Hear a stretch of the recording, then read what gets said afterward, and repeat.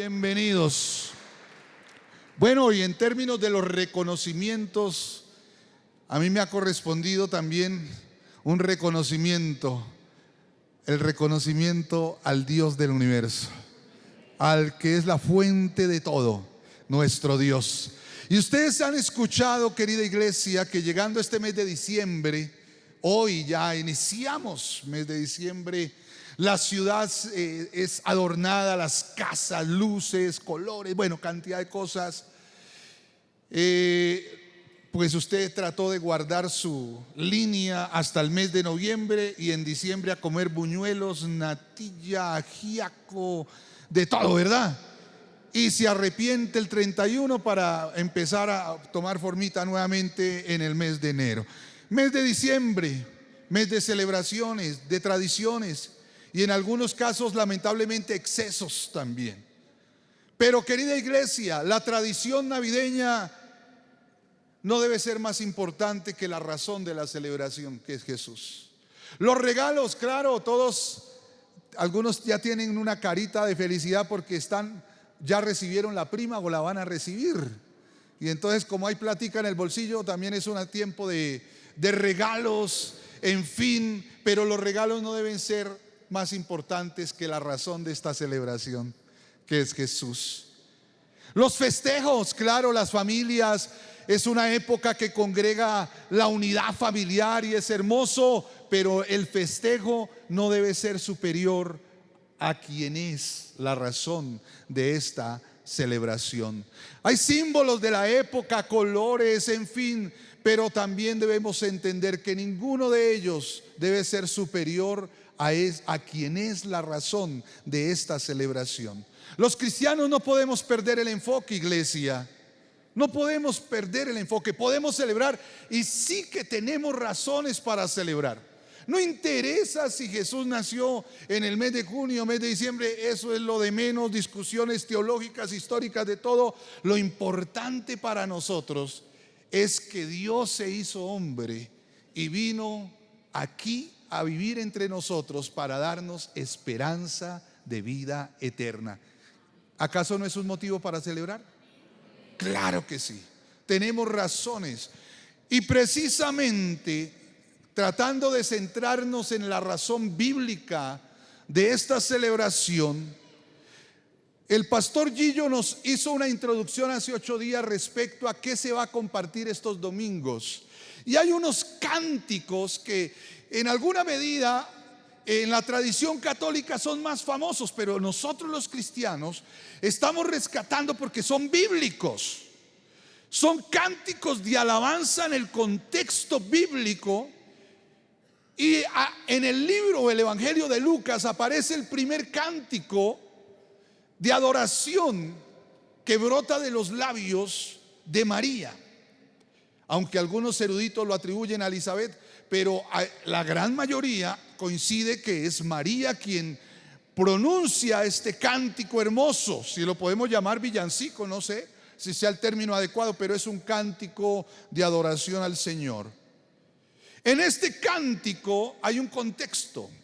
Permítame explicarle antes no podemos de pronto hacer la lectura, pero si usted hoy llega a su casa después del almuerzo, antes de la siesta, entonces usted lee Lucas capítulo 1 y allí va a encontrar que el ángel Gabriel fue enviado para hablar con María y decirle que ella iba a ser la mamá del Hijo de Dios, que lo iba a engendrar allí, que el Espíritu Santo. Ella recibe la noticia y entonces pregunta, como preguntaría cualquiera si le dan una noticia de estas. Una jovencita, lo más probable, ella era una adolescente, no era una señora, era una adolescente. Y allí le dice el ángel: tú vas a quedar embarazada. Entonces pues la pregunta obvia, ¿cuál era? ¿Y cómo va a ser esto? ¿Y cómo se va a dar? Si yo soy virgen, estoy comprometida, soy virgen, ¿cómo va a ser? Entonces el ángel Gabriel le dijo: eso es lo de menos, no te preocupes, María, porque eso ya está resuelto. Porque el santo ser que va a nacer va a ser engendrado por el Espíritu Santo. ¿Sí? Por el Espíritu Santo. Y entonces María dijo: hágase conmigo como Dios quiere, que sea la voluntad del Señor. Yo soy su sierva, que se haga su voluntad.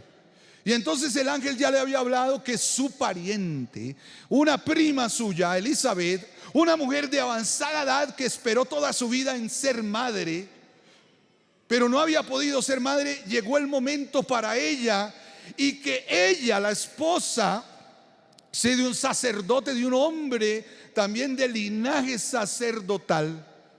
Entonces que ella había quedado embarazada. Ella sí no por el Espíritu Santo, sino por ya los asuntos naturales, quedó embarazada y ya era el 6º mes. Entonces María decidió ir a visitar a su pariente. Y resulta que cuando María saluda a Elizabeth, 6 meses de embarazo, María recién embarazadita, ya tenía aquí a Jesús engendrado, y apenas hay un saludo, el bebecito dentro del vientre de Elizabeth salta, siente algo especial. Eso solo lo entienden las que son madres y durante 9 meses tuvieron al bebé ahí en su vientre. Cuando se mueve, cuando hace una cosa, la otra, pues Elizabeth sintió que había un toque especial.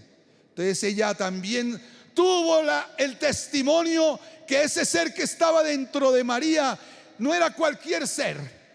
Sintió el toque, sintió algo especial. Y por eso después dijo Elizabeth que ella era bendecida, bienaventurada.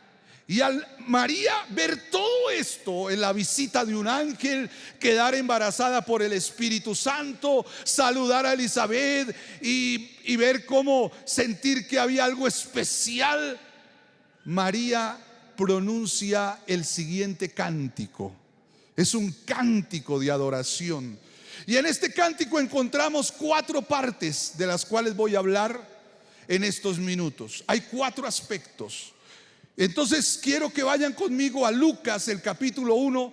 Voy a hacer un mensaje expositivo. Entonces, como es de esa naturaleza, vamos a ir versículo por versículo para cubrir la esencia de este mensaje. Vaya conmigo a Lucas 1, versículo 46. El primer reconocimiento de María es de la grandeza de Dios. María reconoce la grandeza de Dios. ¿Lo quieren leer conmigo estos 2 versículos? ¿Me ayudan a hacer la lectura? Ya que los veo incansables. Ya que algunos están incansables, me ayudan con la lectura. A ver, leamos. Dice: entonces María dijo, ¿qué dijo? Engrandece mi alma al Señor, y mi espíritu, ¿qué?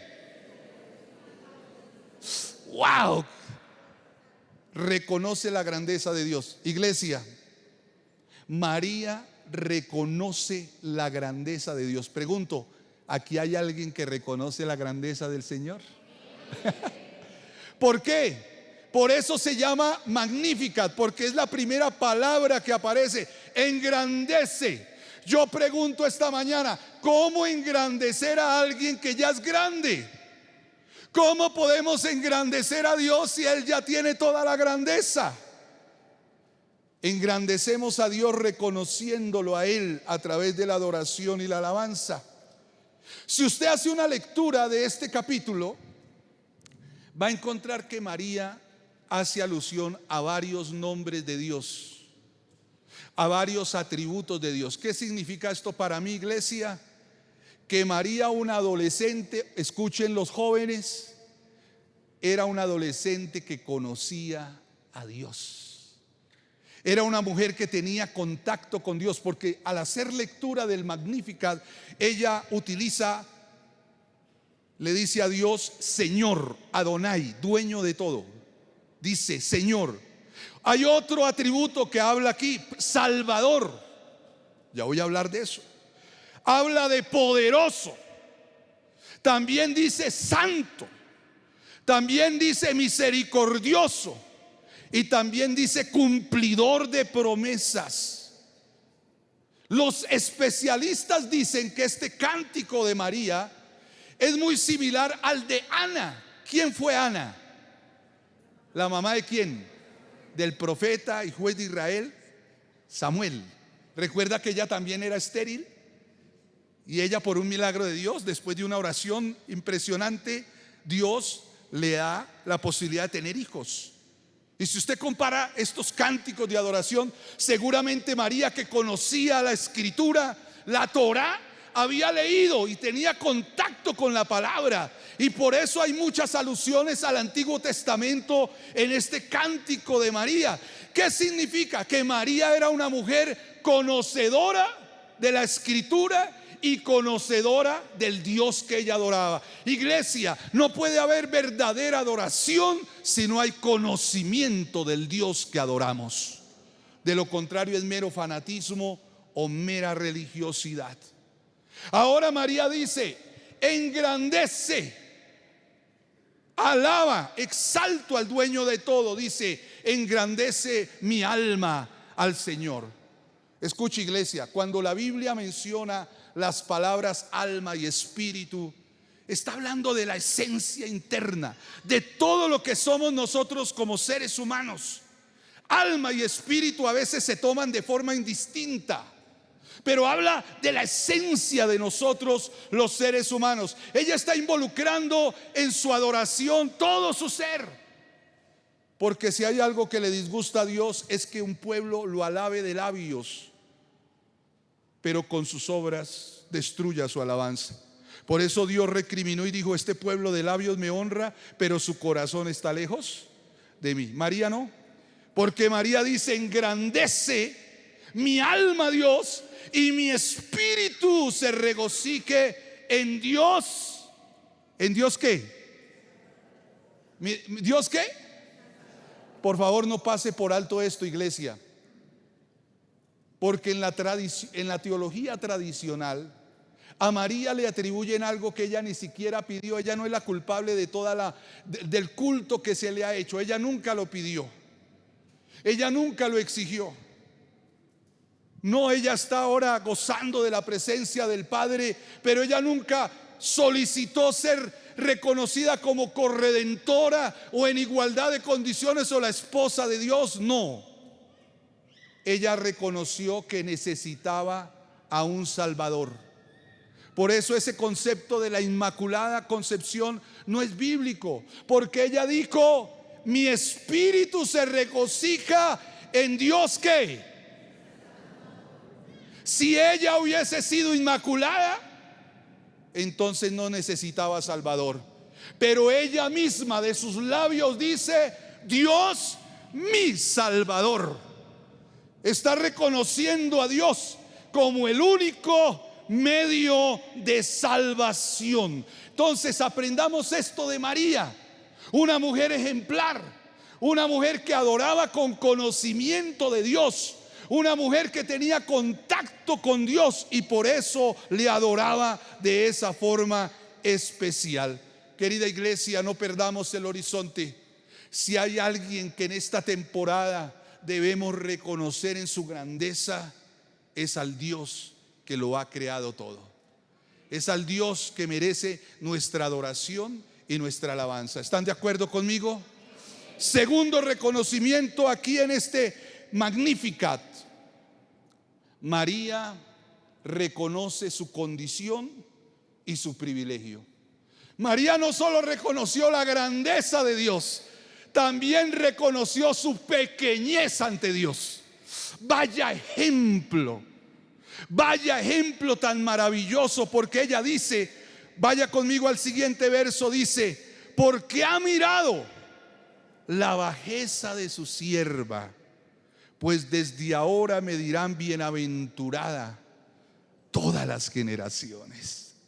Qué ejemplo tan hermoso de esta jovencita, cuando ella dice: ha mirado la bajeza de su sierva, de su esclava. Se consideró sierva de Dios, totalmente distinto a lo que de pronto se ha querido hacer con ella, completamente distinto a aquellos que quieren apropiarse de un poder que Dios nunca les ha dado y autoproclamarse unos ungidos con un poder y unos derechos especiales hoy porque tienen un medio conocimiento de Dios.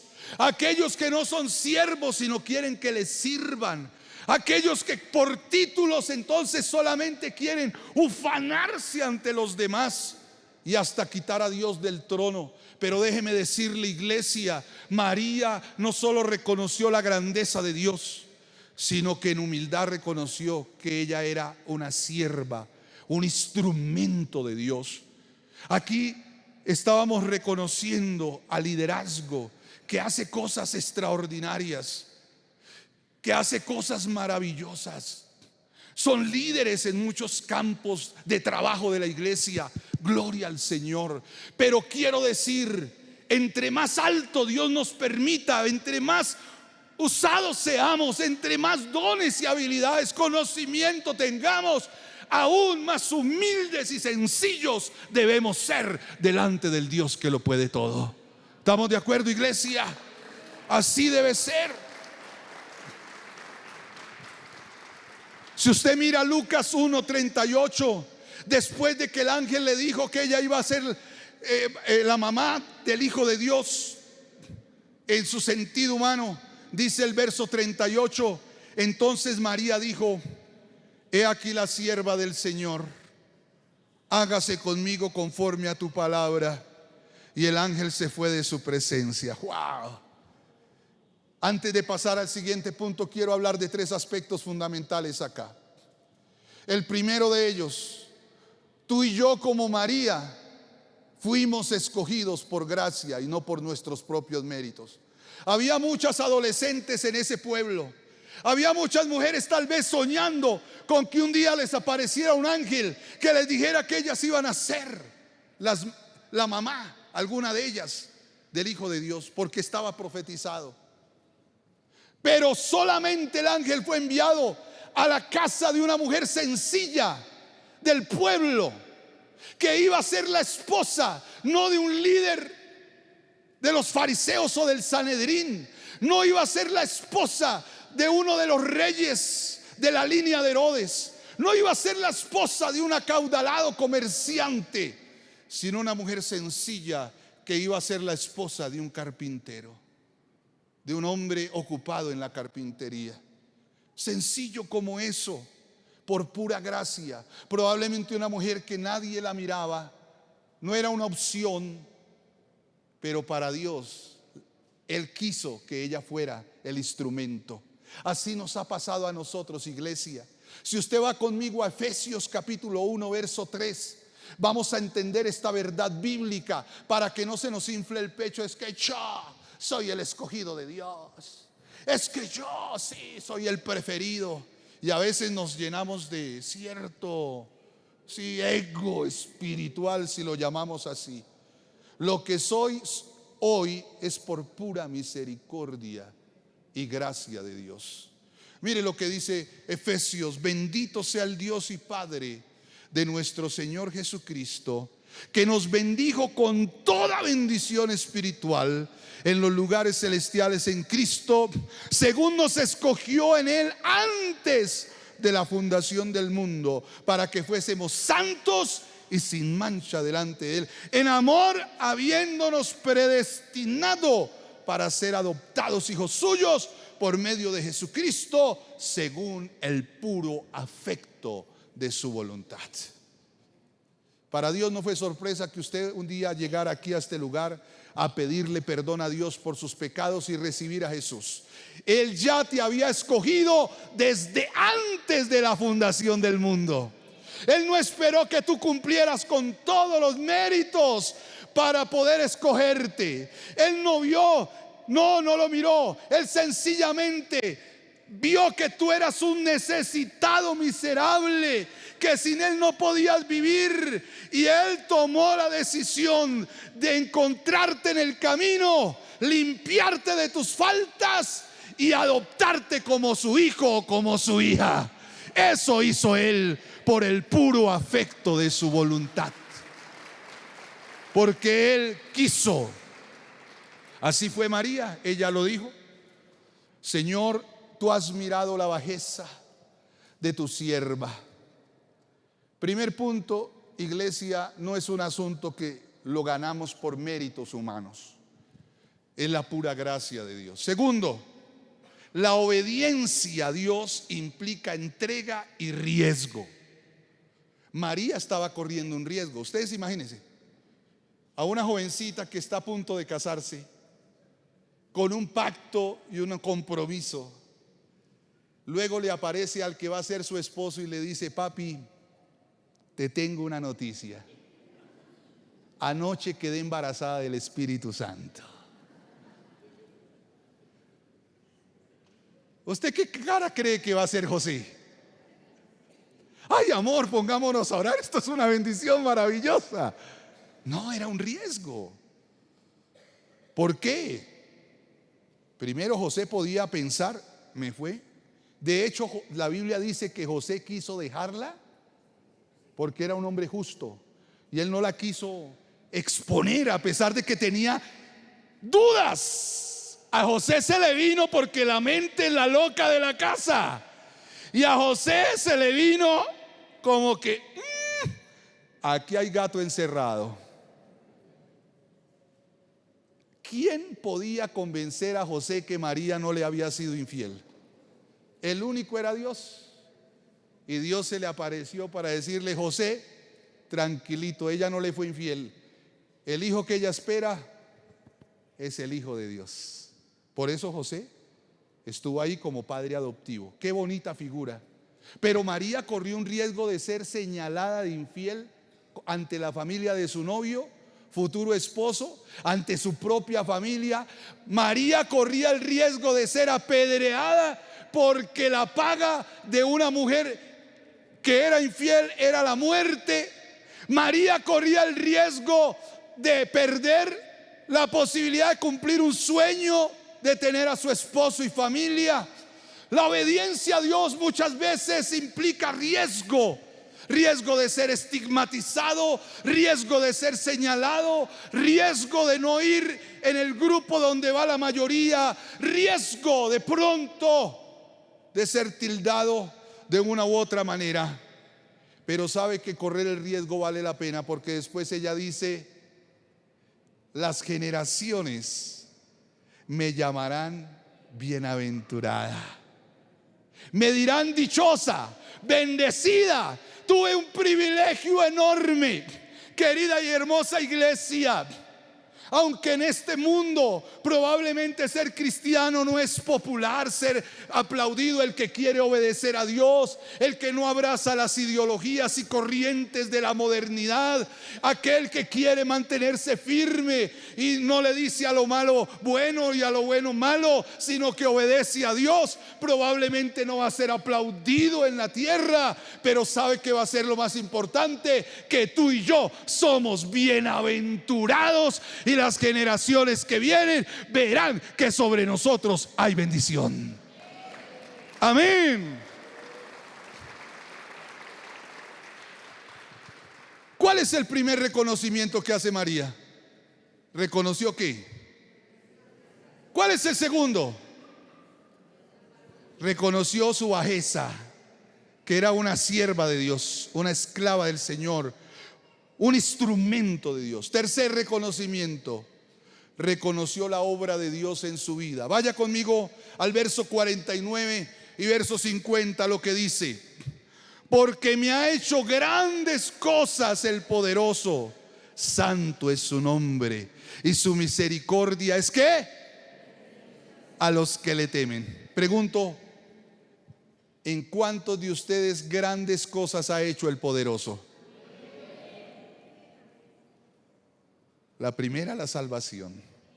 Pero sabe que a veces las cosas obvias se nos escapan, que son obras poderosas de Dios. Este mes de diciembre, mes de evaluación, mes de mirar lo que hicimos bien, aquello que debemos corregir. En medio del festejo y los buñuelos y la natilla, deténgase un momento y va a pensar en qué obras poderosas hizo Dios en su vida. A veces pensamos que las obras poderosas son milagros extraordinarios, que se abra esta teja y aparezca un ángel. ¿En cuántos Dios este año se manifestó como un Dios sanador, como un Dios proveedor, como un Dios que conforta, como un Dios que libra de peligros, como un Dios que nos da el pan en la mesa? No nos dejó aguantar hambre, nos dio un trabajo, nos dio un salario. ¿Cuántos se asomaron en la mañana a la habitación de sus hijos y los vieron allá, a esos adolescentes hermosos que duermen más que una pierna hinchada? Allá roncando vio al adolescente y usted dijo: Señor, gracias, tengo familia, tengo hijos, tengo una esposa. No tengo la familia perfecta, pero tener familia es una obra poderosa tuya. Tengo vestido, obra poderosa tuya, Señor.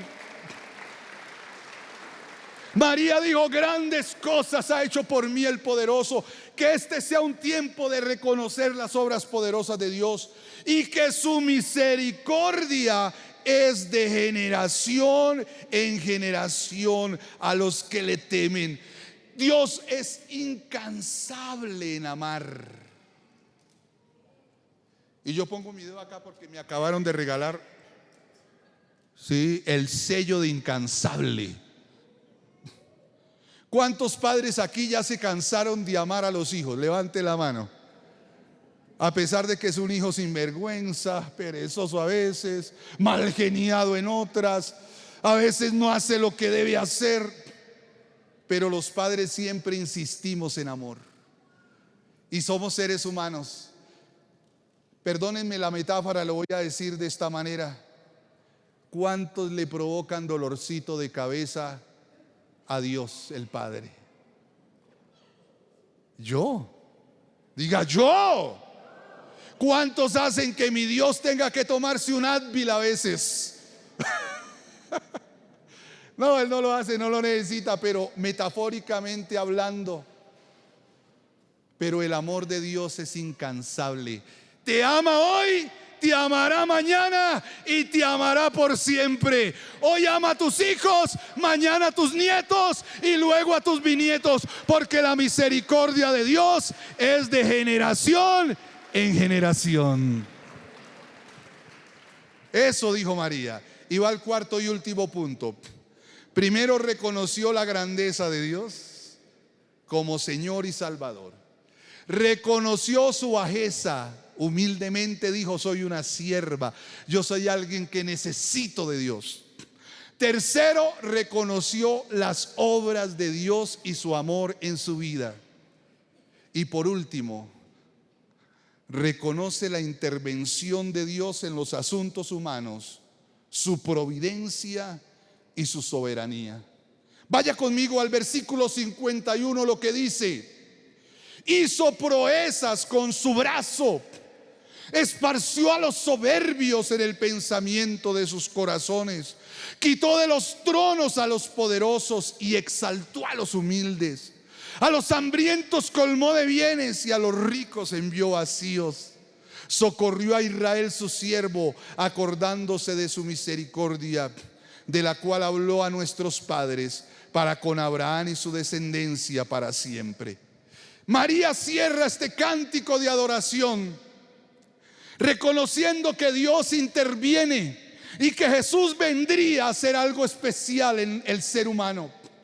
Primero, aquellos que centran su valor en lo que saben, en la soberbia de sus pensamientos, dice: esparció a los soberbios, a los orgullosos de su conocimiento, de sus necios razonamientos, muchos rechazando a Dios, incluso muchos en su soberbia diciendo: yo no necesito a Dios, soy mi propio Dios. Otros utilizando todo su conocimiento para negar la existencia de Dios. Estoy metido en el libro de un hombre que fue hijo de pastores en Inglaterra, un filósofo que fue muy famoso, Anthony Flew. Y él negó la existencia de Dios hasta el cansancio. Era un filósofo muy conocido por negar realmente a través de las evidencias a Dios. Pero al final de sus días, este hombre, en su necio razonamiento, a través de las mismas evidencias que lo llevaron a negar, es un libro hermoso. Luego llega a la conclusión a través de las evidencias que Dios es real y que Dios existe. Lo que le pasó a C.S. Lewis, lo que le ha pasado a otros intelectuales que desde su soberbia han querido negar a Dios, pero después tienen que rendirse ante el Dios que ellos mismos negaron. Qué hermoso esto. Quitó del trono a los poderosos, los orgullosos en su posición. Hay muchos que se sienten valiosos por el estrato donde viven, por la posición social, por su estatus social. Pero Jesús dice, vino también a que esos poderosos se quitaran del trono, orgullosos en su posición, porque colocaron toda su esperanza en su poder y su influencia. Pero Jesús vino a trabajar con el sencillo y humilde de corazón, y exaltó al humilde, al sencillo. Jesús se metió y escogió no a 12 intelectuales de la época, no a connotados escribas. Jesús escogió a humildes hombres para avergonzar a todos los sabios y poderosos de ese momento. Ese es el trabajo de Dios. Y yo no estoy queriendo decir y aborreciendo a los que tienen un buen estatus y posición económica. No, yo no estoy queriendo decir eso. Gloria a Dios por su ubicación social. Honro a Dios por eso.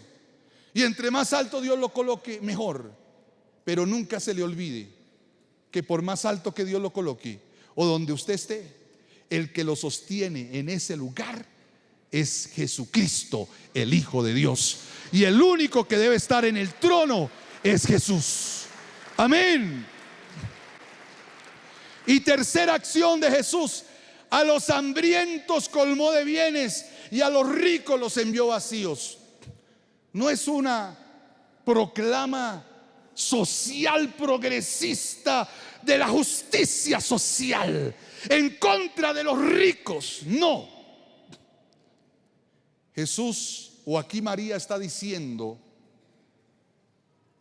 que está en contra de aquellos que centran toda su esperanza en los bienes que tienen. Gloria a Dios por los bienes terrenales, gloria a Dios por las posesiones. Si puede tener, gloria al Señor, pero nunca su esperanza debe estar en lo que tiene, sino en el Dios que le da todo lo que usted puede tener hoy. Amén.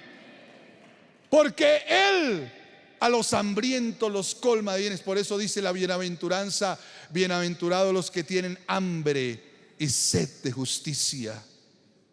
Pero también nos muestra un Dios que es proveedor a aquel que lo necesita. Tenga cuidado de poner su valor y su esperanza en sus posesiones. Tenga cuidado de poner su esperanza y su seguridad en su posición social.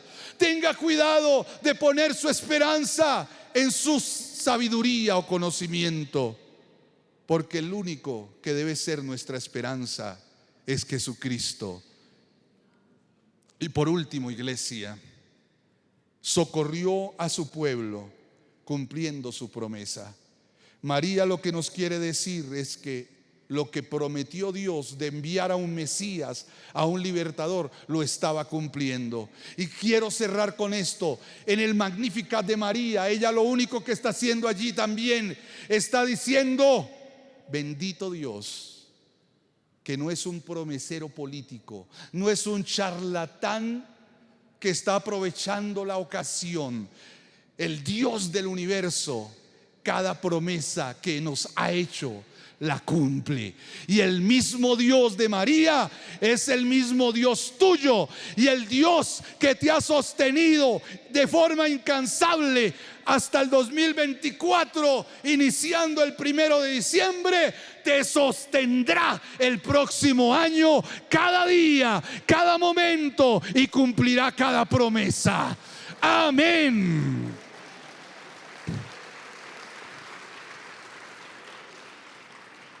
En esta Navidad reconozcamos la grandeza de Dios y toda la vida. Reconozcamos que somos pequeños ante el Dios grande. Somos solo instrumentos, recipientes de su amor, que solo su misericordia. Reconozcamos las poderosas obras que Dios hace por nosotros todos los días. En lugar de vivir quejándonos por lo que no tenemos, agradezcamos a Dios por lo que cada día hace por nosotros. Y reconozcamos que Dios sigue trabajando en la historia de los seres humanos, obrando en su providencia y soberanía para que se cumpla su propósito hasta el final.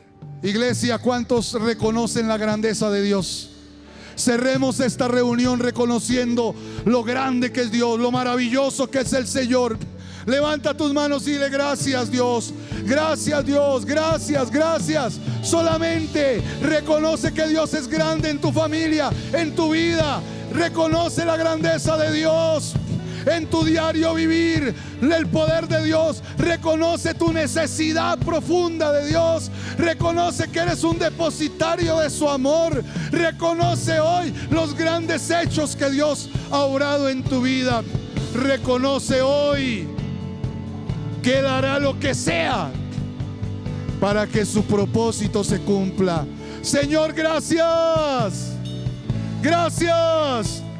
Te adoramos este diciembre para bendecirte, para darte gloria, para darte alabanza, para bendecirte, Señor, y celebrar por ti.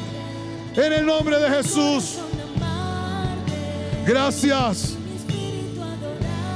Señor, te adoramos. Esta iglesia es bendita, bienaventurada, dichosa en Cristo Jesús.